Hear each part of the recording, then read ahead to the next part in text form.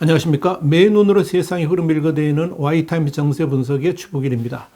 동유럽이 위기 속으로 빠져들고 있습니다. 러시아가 벨라루스하고 우크라이나 접경 지역에 각각 대규모 군사력을 투입하고 있는 가운데 여기에 대응하고 있는 EU, 그러니까 유럽연합하고 나토, 북대서양 조약기구가 강력하게 맞대응을 하고 있습니다. 그러면서 일촉즉발의 상황을 맞고 있는 겁니다.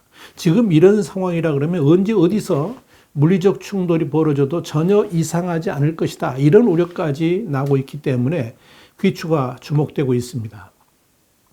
이런 사태의 한 중심에 벨라루스가 있습니다.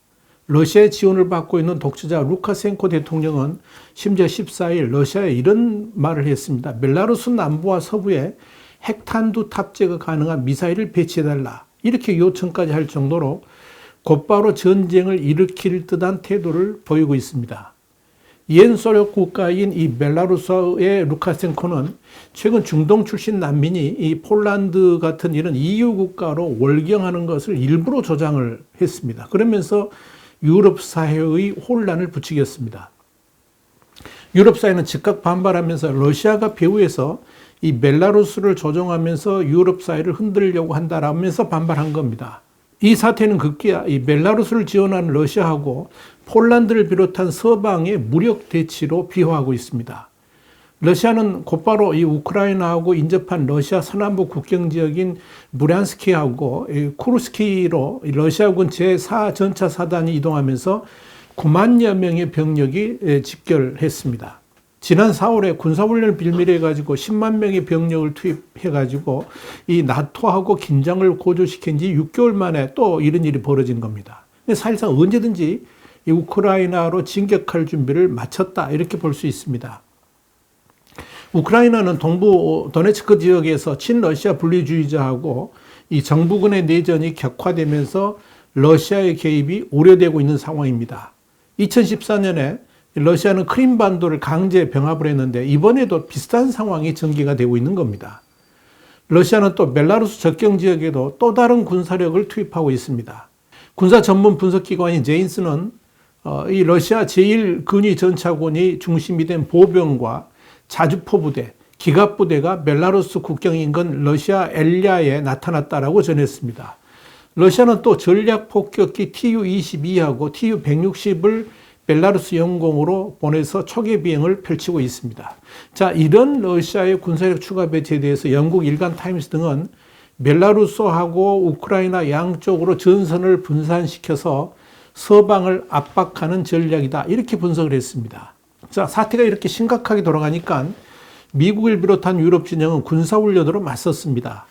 12일에는 미국, 터키, 우크라이나, 루마니아 같은 4개 나라 군함 7척이 흑해 공해상에서 연합 해상훈련을 벌였습니다. 우크라이나 외에는 모두 나토 소속 국가입니다. 훈련에는 미 해군 6함대 기함인 마운트 휘트니하고 구축함 포터, 터키 호위함 야부즈, 또 루마니아 호위함 마라세스티, 우크라이나 상륙함인 유리 올레피렌코하고 경비함 슬라반스크 등이 참가한 것으로 전해졌습니다. 또 흑해 북서부의 미군 함정 훈련 해역에서 이탈리아에서 발진한 미 해군 대잠 초계기 P-8A 포세이돈 세대가 초계 비행을 벌였고, 또 키프로스에서 발진한 미 공군 고공 정찰기 U2S 드래곤 레이드라고 그러죠. 이 드래곤 레이드도 흑해 북서부 상공과 우크라이나 영공에서 비행을 했습니다. 러시아의 도발에 대응하기 위한 이번 훈련에 대해서 루마니아 국방부는 나토를 대변해왔고 이렇게 밝혔습니다. 이번 훈련의 목적이 흑해 해역 위기 상황에서 나토군의 대응 능력을 향상하고 나토 회원국 해운군 간의 공조 수준을 향상하기 위한 것이다. 이렇게 설명을 한 겁니다. 이 훈련에 대해서 러시아도 민감하게 반응을 했습니다. 러시아 국방부는 13일 이 훈련이 진행되는 동안에 러시아 공군과 흑해 함대 전력은 나토군 훈련 상황을 면밀히 추적하고 감시했다라고 밝혔습니다. 그러면서 이 러시아 국방부는 미국과 나토 국가들의 공격적인 흑해 해역 군사활동과 흑해 연안 국가들의 훈련 참여는 지역 안보와 전략적 안정성에 대한 위협이라고 강력하게 비난을 했습니다. 특히 이번 훈련이 주목을 끈 것은 흑해 해상에서 나토 회원국의 훈련에 나토 가입을 추진 중인 우크라이나도 참여했다는 점입니다. 물론 그동안에도 이 우크라이나가 나토군의 연합훈련에 참여한 적은 있었습니다만은 이번 훈련의 시점이 벨라루스하고 폴란드 국경 난민 사태로 이 러시아하고 서방 진영 간의 군사적 긴장이 고조되는 가운데 이루어진 점을 주목한 겁니다. 13일에는 러시아가 노르웨이 등의 이 Tu-160 장거리 전략 폭격기를 띄우면서 나토군 연합의 군사훈련에 맞섰습니다. 그러자 영국이 전투기를 맞출격시켜가지고 러시아 공군의 도발에 대응을 했고, 폴란드는 이 나토 긴급회의 소집을 요구하는 방안을 고려하고 있다라고 유럽 언론들이 보도를 했습니다. 앞서 11일에는 미국 정부 관계자들이 EU 회원국들을 만나서 비공개로 만났는데, 여기서 이 러시아가 우크라이나를 상대로 군사작전을 벌일 가능성이 있다 그러면서 대비를 당부했다. 이렇게 영국 일간 텔레그래프 등이 보도를 했습니다. 미국은 지중해 동부 키프로스의 미 공군기지에서 고공정찰 U2S를 띄워서 흑해 북서부 상공과 우크라이나 영공 감시를 시작했습니다. 영국도 지난 11일 약 10명의 군인을 폴란드와하고 이 벨라루스 국경에 파견한 데 이어서 우크라이나에 600여 명의 특수부대 파견을 준비 중입니다. 이건 이제 벨라루스하고 러시아군의 동태를 감시하고 돌발 사태에 대비하기 위한 임무로 알려졌습니다. 자, 이렇게 러시아하고 서방 진영이 우크라이나 주변 군사활동을 두고 날카로운 신경전을 벌이고 있다. 이렇게 보시면 되겠습니다. 러시아가 우크라이나 국경 인근에 9만여 명의 병력을 집중시킨 것에 대해서도 러시아 측 드미트리 페스코프 크렘린궁 대변인은 12일 러시아가 우크라이나 침공을 계획하고 있다는 일부의 언론 보도는 근거 없는 긴장 고조 행위라고 비판을 했습니다. 그러면서 러시아는 누구도 위협하지 않고 있다라고 반박을 했습니다. 페스코프 대변인은 오히려 흑해에서 미국을 포함한 나토 국가 공군기들하고 정찰기들의 활동이 강화됐다 그러면서 이건 러시아 억제와 대응을 자신들의 기본 목적으로 설정한 국가들의 공군기들의 비행인데, 이 러시아는 이런 위협에 대처할 수밖에 없다라고 항변을 했습니다. 자, 그렇다 그러면 이번 동유럽의 긴장 사태를 촉발했던 이 난민 밀어내기라는 게 뭔가 설명해 드리죠. 한마디로 벨라루스의 의도된 장난이었다라고 볼 수 있을 겁니다. 지난 8일에 벨라루스에 체류를 해오던 중동 지역 출신들의 난민 수천 명이 유럽 국가들로 가기 위해서 폴란드 국경을 넘으려고 했습니다. 그러니까 이 국경 지역에 군 병력과 장비 등을 증강 배치해가지고 이 난민들의 폴란드 진입을 막았습니다. 현재 이 지역에는 약 5천여 명의 난민이 모여든 상태라고 외신들은 전하고 있습니다. 서방의 언론들은 이 폴란드 국경으로 난민을 밀어넣고 있는 벨라루스의 배후에 러시아의 사주가 있다라고 보도를 했습니다.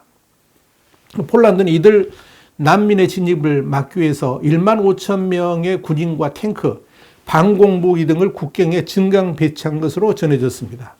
그러자 벨라루스의 루카센코 대통령은 난민 사태에 대한 폴란드 측의 대응이 과도한 것이고 벨라루스 안보에 위협을 가하는 도발적 행동이라고 주장하면서 군사적 대응에 나선 겁니다.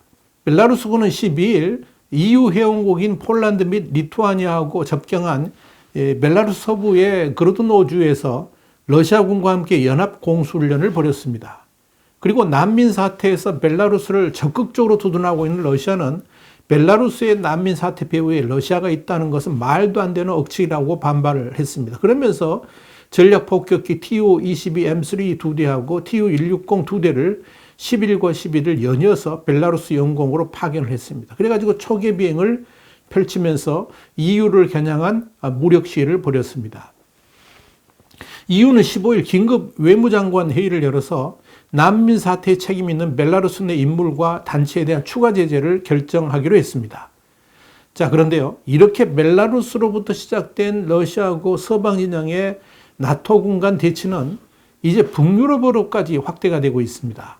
지난 13일에는 이 러시아 공군하고 영국 공군 간의 긴박한 상황이 조성됐습니다. 러시아 국방부는 이날 영국 전투기들이 바렌스의 노르웨이의 북해 등의 공해 상공에서 정례 비행을 하던 러시아 Tu-160 장거리 전략 폭격기들의 초근접 비행을 펼쳤다라고 비난했습니다. 영국 공군 소속인 유로파이터 타이푼 전투기들이 러시아 전략 폭격기의 수십 미터 거리까지 접근해가지고 위험한 비행을 펼쳤다 하는 이야기입니다. 당시 Tu-160 폭격기는 공대공 미사일로 무장한 러시아 미그 31 요격 전투기들의 엄호를 받고 있었던 것으로 알려졌습니다. 자, 상황이 이렇게 갈수록 긴박감을 더해가니까 나토의 이엔스 스톨텐베르크 사무총장은 15일 최근 몇 주 동안 이 우크라이나 국경에서 이례적인 대규모 러시아 병력 집결이 목격됐다 그러면서 러시아는 어떤 공격도 시도해서는 안 된다라고 경고를 했습니다. 이 스톨텐베르크 사무총장은 이어서 우리는 러시아가 우크라이나에 대해서 공격적인 행동을 취하기 전에 이런 형태의 군사력을 사용했던 것을 알고 있다 그러면서 이 러시아의 어떤 추가적인 도발이라든지 공격적인 행동도 심각한 문제가 될 것이다 라고 경고를 한 겁니다. 그러면서 그는 나토는 러시아의 이례적인 군사력 증강에 맞서서 우크라이나의 편에 설 것이다 이렇게 강조를 했습니다. 자, 동유럽에서 펼쳐지고 있는 긴장 상황에 대해서 미국도 러시아에 대해서 공식 경고를 하고 나섰습니다. 앤소니 블링컨 미 국무장관은 10일 국무부 청사에 들린 드미트로 쿨레바 우크라이나 외무장관과의 회담에서 우크라이나 안보 및 영토 보존에 대한 미국의 철통 같은 약속이 변함없다라고 강조를 했습니다. 그는 러시아가 접경지대에서 상황을 악화시킬 가능성에 대해서 심각하게 우려한다라고 덧붙였습니다.